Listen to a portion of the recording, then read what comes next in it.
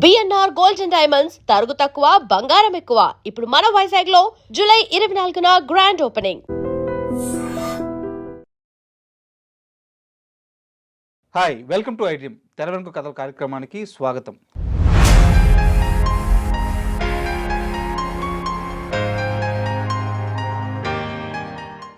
ఒక ఆర్టిస్ట్ ఒక్క సినిమాతో తరతరాలుగా ప్రేక్షకుల గుండెల్లో నిలిచిపోవడం సాధ్యమా?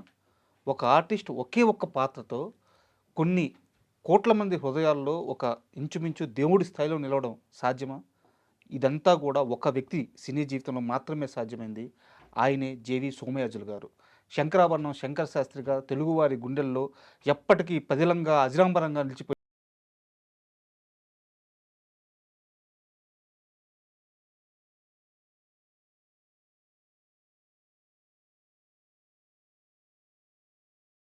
ఆ జేవి సోమయాజులు గారి సినిమా జీవిత విశేషాల గురించి మనకి తెలియజేయడానికి సీనియర్ కోడైటర్ కనకాల జీకుమార్ గారు ఈరోజు మనతో పాటు ఉన్నారు. వారిని అడిగి సోమయాజులు గారి విశేషాలు తెలుసుకుందాం. హాయ్ సార్, నమస్తే. నమస్తే సార్, శంకరాభరణం శంకర శాస్త్రి ఈ పేరు వినంగానే తెలుగు వాళ్ళు ఎక్కడున్నా సరే ఆ హృదయాలు అలా పులకించిపోతాయి. అవునవును, ఆ పాత్రలో ఉండే ఔనిత్యం ఔన్నత్యం అలా ఉంటుంది. గొప్పతనం, ఆ పాత్రలో ఉండేటటువంటి గొప్పతనం, సార్ ఆ గొప్పతనం ఎంత పని చేసిందంటే సార్ జేవి సోమయాజులు గారు శంకరాభరణం సినిమా చేసి, శంకరాభరణానికన్నా ముందు ఒక సినిమా చేశారు, కానీ శంకరాభరణంతో గొప్ప పేరు వచ్చింది ఆయనకి. అయితే అప్పటికి ఆయన డెప్యూటీ కలెక్టర్గా జాబ్ చేస్తున్నాడు. ఓకే. ఆయన మీద ఒక కంప్లైంట్ వచ్చింది. ఇప్పుడు ఏంటంటే జాబ్ చేస్తూ సినిమాల్లో చేయకూడదు అనేటటువంటి కంప్లైంట్. ఓకే, ఆ రూల్ ఉందా? ఆ రూల్ జనరల్గా ఉంటుంది. ఓకే. ఇప్పుడు ఎందుకంటే అక్కడ శాలరీ తీసుకుంటున్నారు, ఇక్కడే రెమ్యునరేషన్ తీసుకుంటున్నారు. ఓకే. సో 2 jobs 2 incomes కదా. అలాగా అది ఆయన మీద ఒక కంప్లైంట్ వెళ్ళింది. అప్పుడు సీఎం గారు ఎవరు? చెన్నారెడ్డి గారు. ఓకే. ఈయన అసిస్టెంట్ కలెక్టర్గా ఉన్నాడు కదా, అప్పుడు విజయవాడలో చేస్తున్నాడు. అప్పుడు ఆ కంప్లైంట్ వెళితే అసలు ఏంటి ఆ శంకరాభరణం ఏంటి అది తీసుకురండి అని ఆ క్యాసెట్ వేసుకొని చూశాడు ఆయన. ఓకే. చూసి చెన్నారెడ్డి గారు బిత్తరపోయాడు. బిత్తరపోయి అసలు జాబ్ చేస్తూ సినిమాలో యాక్ట్ చేస్తున్నాడు కాబట్టి పనిష్మెంట్ ఇవ్వాల్సింది పోయి ఆయన్ని పిలిచి కల్చరల్ అఫైర్స్ అని ఒక డిపార్ట్మెంట్ పెట్టి ఆ డిపార్ట్మెంట్కి హెడ్ని చేశాడు ఆయన. అయ్యా, సూపర్ ఇది. అటువంటి మిరాకిల్ అనమాట శంకరాభరణం. Is a miracle. అయితే జేవి సోమయాజులు గారు అంతకుముందు ఒక సినిమా చేశాడు, రారా కృష్ణయ్య అని. ఆ రారా కృష్ణయ్య సినిమా డైరెక్ట్ చేసింది యోగి. యోగి అని బాలసుబ్రహ్మణ్యం ఫ్రెండ్. బాలసుబ్రహ్మణ్యం, యోగి వీళ్ళంతా మద్రాసులో ఒక గదిలో ఉండేటటువంటి వాళ్ళు. గోపి. అయితే అది క్లిక్ అవ్వలేదు రారా కృష్ణయ్య. సో అది క్లిక్ అవ్వలేదు సినిమా. సోమయాజులు గారు వెనక్కి వచ్చేసాడు. చాలా మందికి తెలియని కూడా తెలియదు ఆ సినిమా. చాలా మందికి తెలియదు. ఆ డైరెక్టర్ యోగి అనే అతను మా ఫ్రెండ్ కూడా ఈ మధ్యన కాలం చేశాడు. ఓకే. తర్వాత మళ్ళీ ఈ శంకరాభరణం కథ తయారు చేసి, అసలు శంకరాభరణం కథ తయారు చేసేటప్పుడు సీతామహాలక్ష్మి డిస్కషన్లో ఈ కథ చెప్పాడు విశ్వనాథ్ గారు. ఓకే. అప్పుడు జంజాల గారు ఉన్నారు, పాలగుమ్మి పద్మరాజు గారు ఉన్నారు, నేను మురారి వీళ్ళంతా ఉన్నా ఉంటే ఈ కథ చెప్పాడు ఆయన. కథ ఒక సంగీత విద్వాంసుడు, సంగీత విద్వాంసుడిని ఒక వేస్ట్ వచ్చి బుడ్డోడిని తీసుకొచ్చి ఆయన దగ్గర చేర్చడం, ఈ కథ చెప్తుంటే ఇందులో హీరో ఎవరు, హీరోయిన్ ఎవరు, డ్యూయట్ ఏమిటి, లొకేషన్లు ఏమిటి, ఏమిటి కథ అని అనుకున్నాం మేము. ఈ కథ ఎందుకంటే చెప్పేవాడు ఈ కథ మీద ఆ ఫీడ్బ్యాక్ తీసుకుందామని ఎప్పటి నుంచో ట్రై చేస్తున్నాడు ఆయన. అందరికీ చెప్తూ వస్తున్నాడు ఆయన. సో మొత్తానికి ఏడింది నాగేశ్వరరావు ఈ కథ చేయడానికి సిద్ధపడ్డాడు. సిద్ధపడ్డ తర్వాత అంతా బాగానే ఉంది.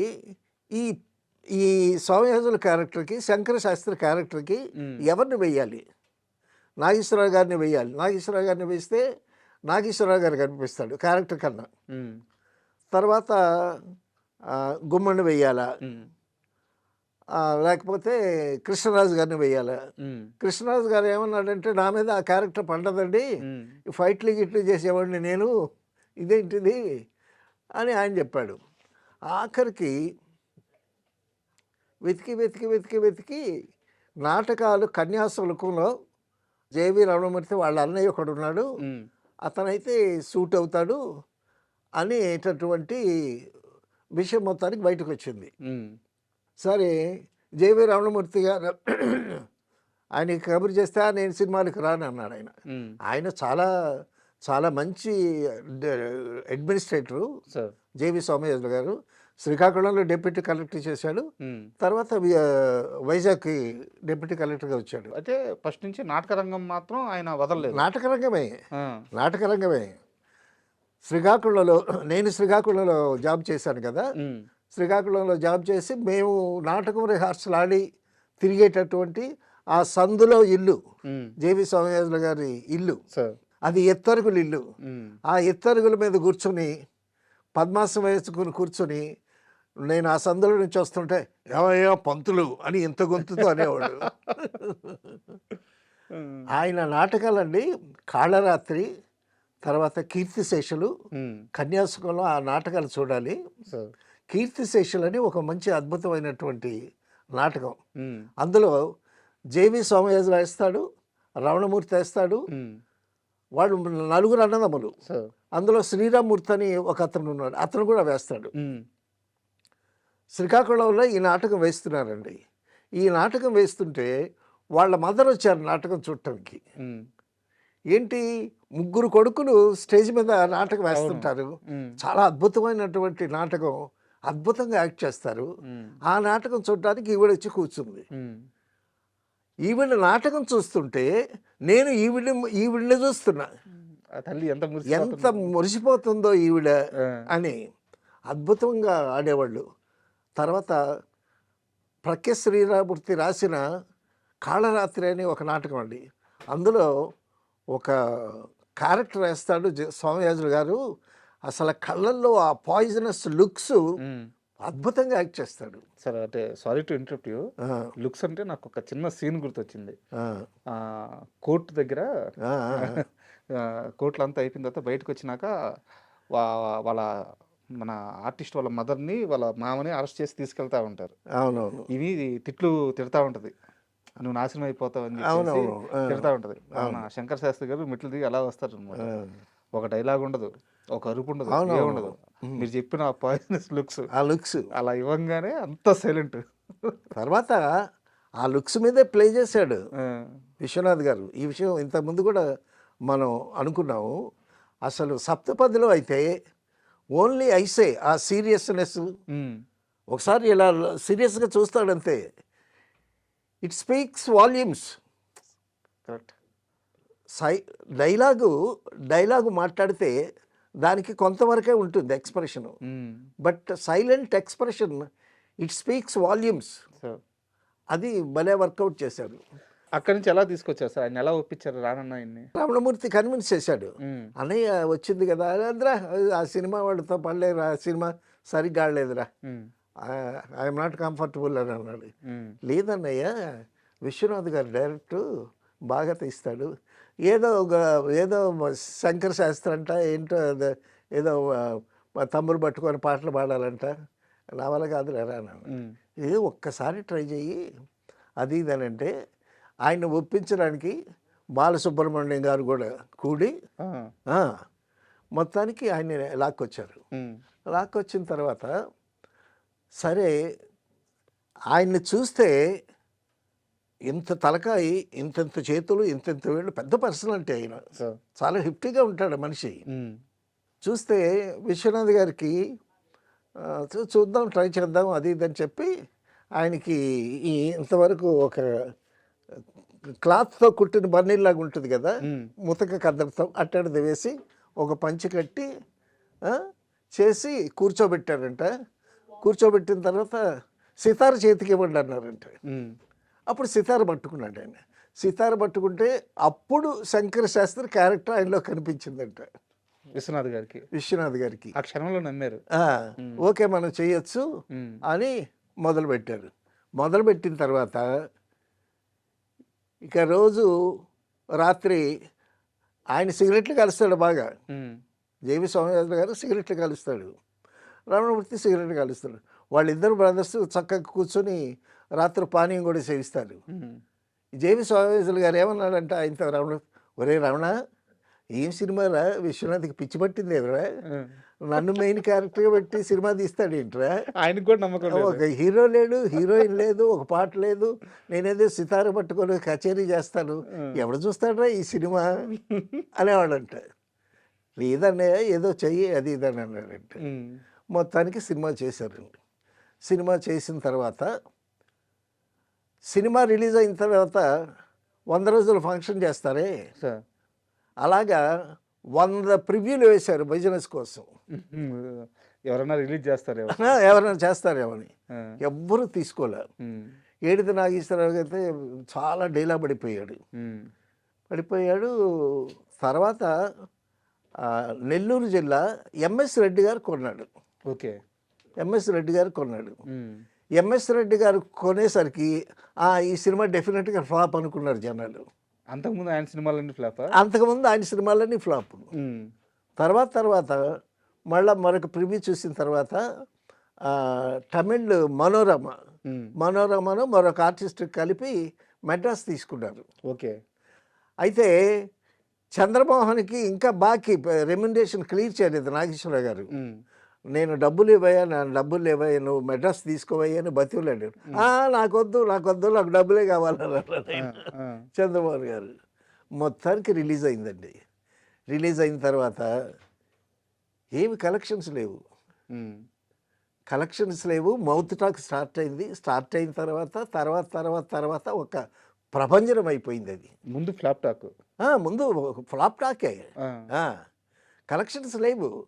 ఎవరున్నారు? సోమరావు ఉన్నాడా, కృష్ణ ఉన్నాడా, రామారావు గారు ఉన్నాడా, నాగేశ్వరరావు గారు ఉన్నాడా? ఎవరున్నారు? ఈయన సితార పట్టుకొని ఒక పండితుడి వేషం పోస్టర్ మీద ఆవిడేదో డ్యాన్స్ చేస్తున్నట్టు ఆవిడ. అంత గొప్ప సినిమాకి ఫస్ట్ 2-3 రోజులు ఇబ్బంది చాలా. తర్వాత విజయవాడ దుర్గా కళామందిర్ వాళ్ళు ఆయన ప్రాపర్టీ సినిమా చూసి ఇది ఎందుకో ఆడుద్దని ఆయనకి చిన్న నమ్మకం వచ్చింది. ఓకే. ఏడిది నాగేశ్వరరావు గారు విజయవాడలోనే ఉన్నాడు. ఆ డిస్ట్రిబ్యూటర్స్తో రిలీజ్ చేయించడానికి చేసే ప్రయత్నాలు అవన్నీ అవుతూ అక్కడే ఉన్నాడు ఆయన. ఏడిది నాగేశ్వరరావు గారిని అడిగి, ఈ సినిమా నేను కొనుక్కుంటాను, ఇస్తామనంటే అంతకన్నా భాగ్యమా అని చాలా తక్కువ రేటుకి అమ్మాడు ఆయన. అది 2 కోట్లు కలెక్ట్ చేసింది ఆయనకి. అది తర్వాత శంకరాభరణం ప్రతి చోట, ప్రతి లాంగ్వేజ్లో, అబ్రాడ్లో కూడా సంచలనమే. తర్వాత ఆ పేరుకి బిత్తరపోయారు అందరూ. అసలు ఆ పాట లేని పాడలేని పరిగెత్తిపోయాడు బాలసుబ్రహ్మణ్యం.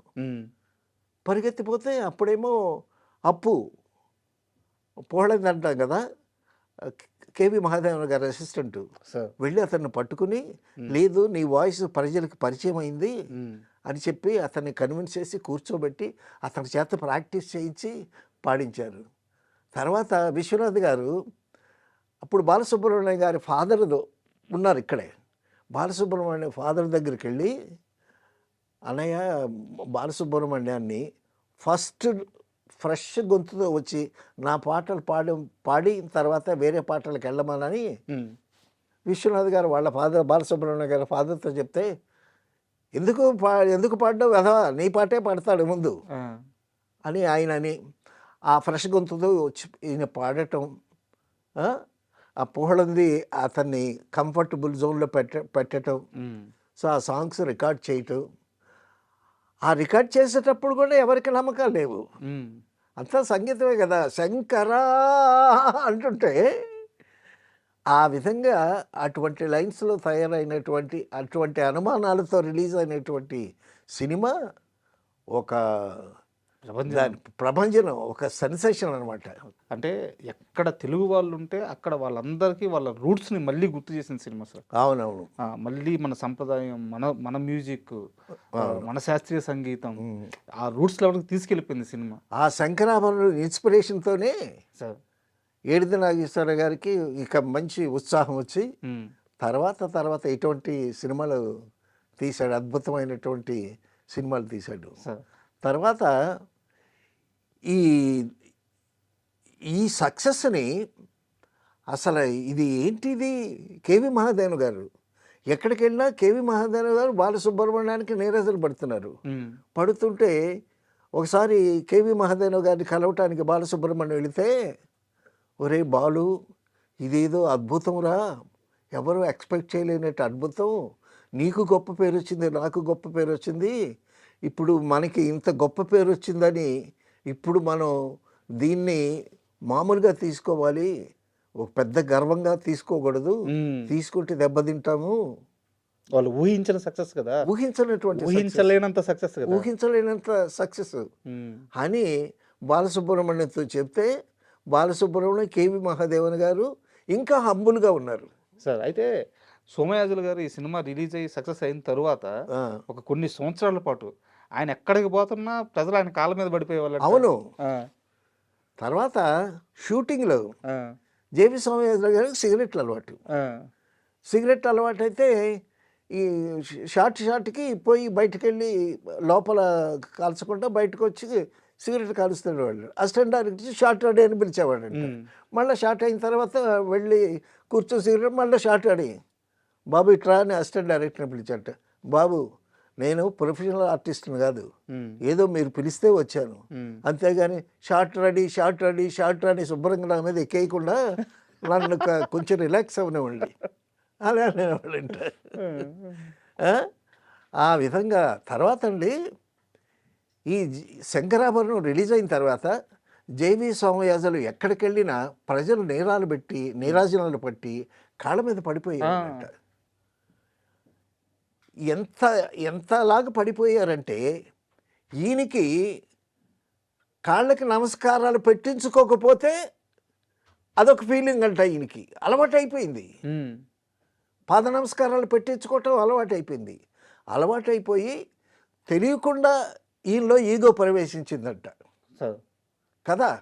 ఇప్పుడు అందరూ వచ్చి మీరు చాలా గొప్ప యాక్టర్, గొప్ప యాంకర్ అని అంటే ఆ ఫీలింగ్స్ మీకు వర్కౌట్ అవుతాయి కదా.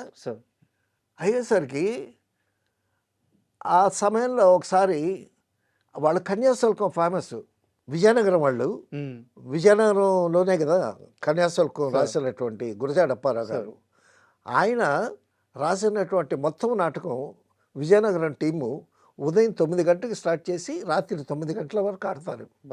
అంత పెద్ద నాటకాన్ని ఎబ్రిడ్జ్ చేసి ఒక 3 అవర్స్ ఆ టైంలో ఎబ్రిడ్జ్ చేసి దాన్ని నాటకం ఆడారు జేవి సోమయాజులు గారు, రమణమూర్తి టీం అనమాట. ఆ కన్యాశుల్కానికి చాలా ఫేమస్, గొప్ప పేరు వచ్చింది అక్కడ ఆయనకి. అయితే రమణమూర్తి అన్నాడు, అన్నయ్య కన్యాశుల్కం నాటకం ఆడి చాలా రోజులు అయింది, ఒకసారి నాటకం ఆడదాం అని రమణమూర్తి గారు జేవి సోమయాజులు గారితో అన్నాడంట. అంటే ఈయన ఒప్పుకోలే. ఒరే, శంకర శాస్త్రిగా నన్ను చూసిన వాళ్ళు మళ్ళీ ఆ క్యారెక్టర్లో కన్యాశుల్కంలో నన్ను చూడలేరురా అన్నాడంట. అన్నయ్య దాని మీద వాళ్ళిద్దరికీ అభిప్రాయ భేదాలు వచ్చి అన్నదమ్ములు ఇద్దరు కొన్ని సంవత్సరాలు మాట్లాడుకోలేదంట. ఎంత వర్క్ చేసింది సోమయాజులకి శంకర శాస్త్రి క్యారెక్టర్. అదే తర్వాత రమణమూర్తి అడిగితే తర్వాత ఏదో నాటకం ఆడారు. తర్వాత అక్కడ కల్చర్ శ్రీకాకుళంలోనండి, నేను శ్రీకాకుళంలో అక్కడ జాబ్ చేస్తూ ఉన్నాను కదా, అక్కడ నేను శరత్ బాబుతో తెరతొలి నాటకం ఆడాను, తర్వాత వెంకన్నకాపురం నాటకం ఆడాను, జన్మభూమి అని ఒక నాటకం ఆడాను. ఈ జన్మభూమి నాటకానికి జడ్జి జేవి సోమయాజులు గారు నాకు బెస్ట్ యాక్టర్ అవార్డు ఇచ్చాడు ఆయన చేతుల మీదుగా. తర్వాత ఇక మెడ్రాస్ వచ్చిన తర్వాత ఇక శంకరాభరణం సినిమా అయిపోయిన తర్వాత జేవి సోమయాజులు గారిని నేను ఏసీ కాలేజ్ స్టూడెంట్ అండి గుంటూరు, ఏసీ కాలేజ్ వాళ్ళు పిలిచి మా ఇద్దరికి సన్మానం చేశారు. సన్మానం చేస్తే జేవి సోమయాజులు గారు ముందు మాట్లాడితే తర్వాత నేను మాట్లాడాలి. నేను అన్న సోమయాజులు గారితో, మీరు ముందు మాట్లాడిన తర్వాత నా మాట ఎవడు వింటాడండి అలా అని అంటే, అయితే మీరే ముందు మాట్లాడండి అని అన్నాడు. లేదు, మీరు మాట్లాడండి, ఇక నా కాలేజీ కదా ఇది, కాబట్టి నాకు కొంచెం చూద్దాం మాట్లాడదాం అని ఆయన మాట్లాడిన తర్వాత అప్పుడు చెప్పా, సార్ జేబీ సోమయాజులు గారు, వీళ్ళు నలుగురు అన్నదమ్ములు, ముగ్గురు అన్నదమ్ములు నాటకం ఆడుతుంటే శ్రీకాకుళంలో వాళ్ళ మదర్ చూసి ఎంత మురిసిపోయిందో ఆ దృశ్యం నేను కళ్ళారా చూశాను. ఆయన ముందే చెప్పారు. ఆయన ముందే చెప్పాను. అది ఆయన చాలా ఆనందించాడు. అది నాకు తెలియదు అది ఇదని. అయితే ఇక్కడ ఒక చిన్న ప్రశ్న సార్, నేను హీరోల పేర్లు చెప్పను కానీ కొంతమంది అప్పటి హీరోలు ఈ శంకర్ శాస్త్రి క్యారెక్టర్ చూసి సినిమా రిలీజ్ అయిన తర్వాత మాకు ఎందుకు దక్కలేదు ఈ పాత్ర అని చెప్పి చాలా ఫీల్ అయ్యారు.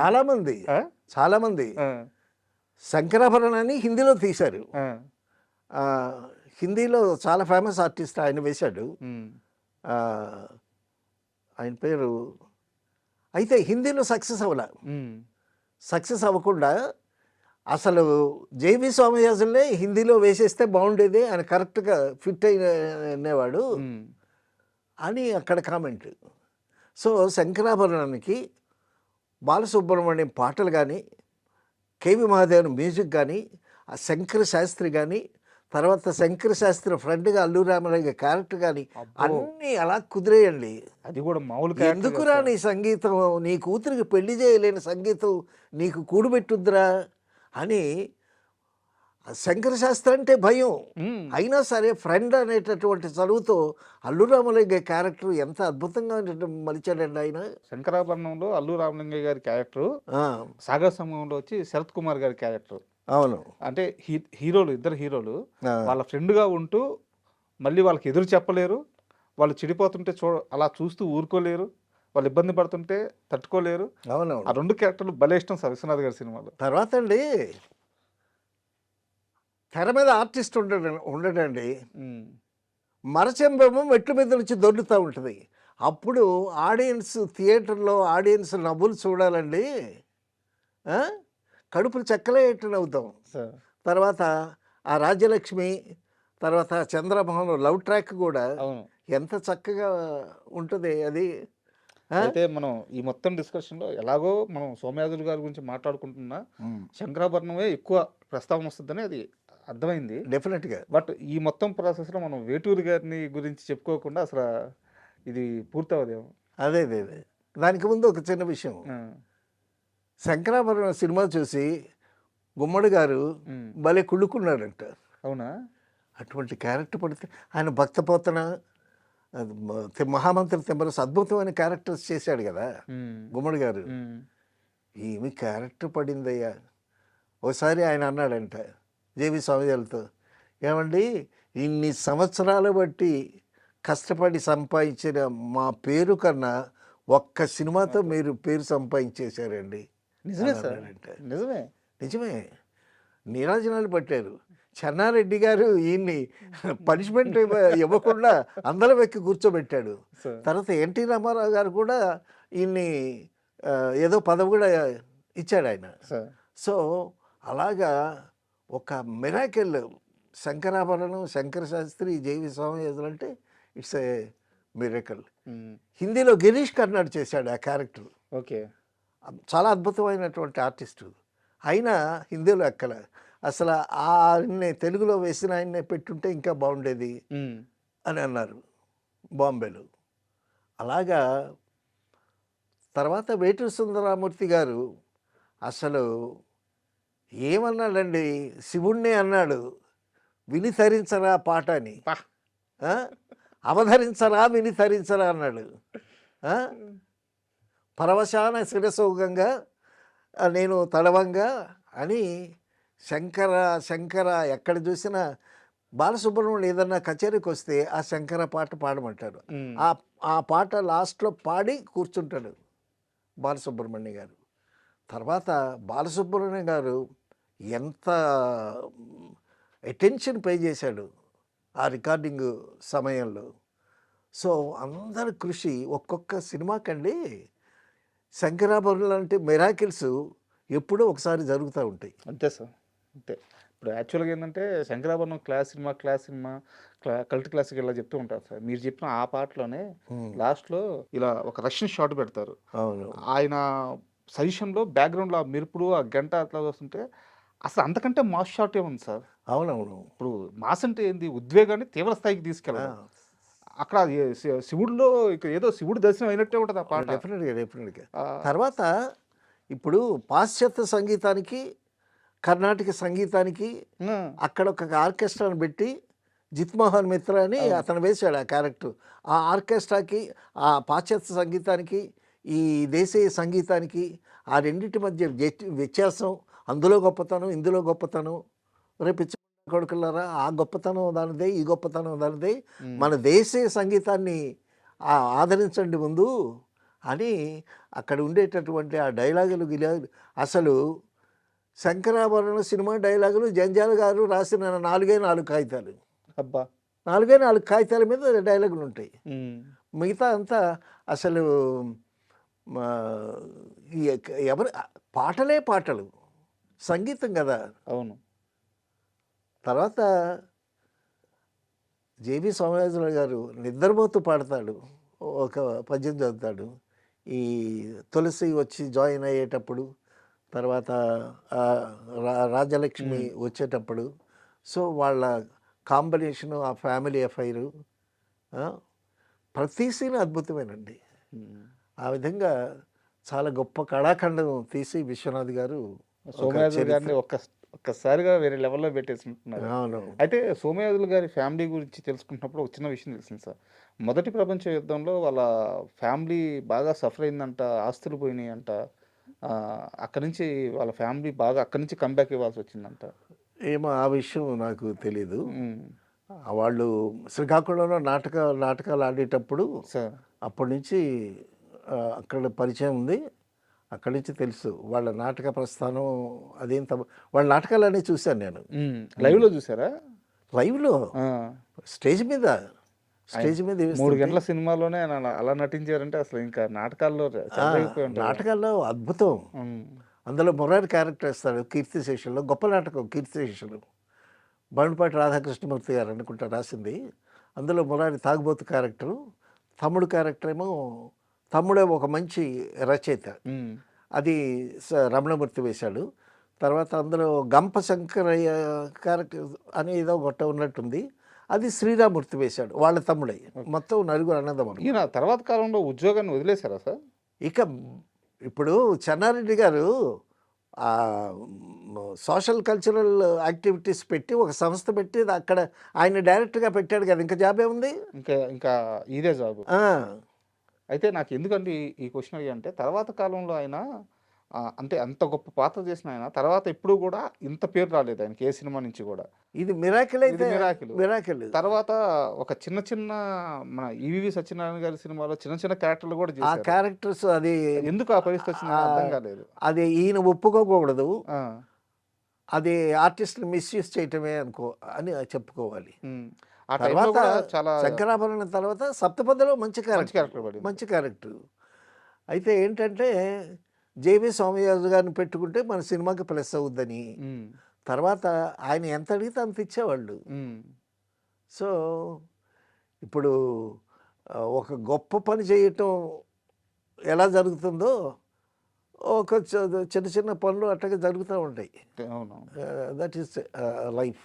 బట్ నిజంగా సార్ ఎప్పటికీ కూడా ఆయన శంకరాభరణం శంకర శాస్త్రి కానీ ఆయన ఎన్ని సినిమాలు చేయని, ఎలాంటి సినిమాలు చేయని, ఎన్ని పాత్రలు చేయని, ఎలాంటి పాత్రలు చేయని, ఎప్పటికీ కూడా తెలుగు వారందరికీ ఆయన శంకరాభరణం శంకర శాస్త్రి అలాగే గుండెల్లో ఉండిపోతారు. డెఫినెట్గా చాలా మంచి విషయాలు తెలియజేశారు. Thank you sir. Thank you. And for more videos, please subscribe to iDream channel. Subscribe to iDream Media. Please subscribe to iDream. Please subscribe to iDream. Please subscribe iDream. And please subscribe to iDream. For more videos, subscribe to iDream. please like, share and subscribe to the channel. Congratulations, iDream. Subscribe to iDream. Subscribe to iDream. So subscribe to iDream Media. iDream ki iDream team andarki huge congratulations. Please subscribe iDream Media. Please subscribe to iDream. Subscribe iDream. Please subscribe to iDream. iDream అంటే నా కళల channel subscribe చేసుకున్న నోరు తిరుగుతలేదు, మీరైతే గంట గుర్తు కొట్టండి. For more such videos, please subscribe to iDream. Subscribe to iDream. Please subscribe to iDream. Please subscribe iDream Media. Please do subscribe to iDream. Please subscribe to iDream Media. For best entertainment and information, please subscribe iDream. And don't forget to subscribe to iDream.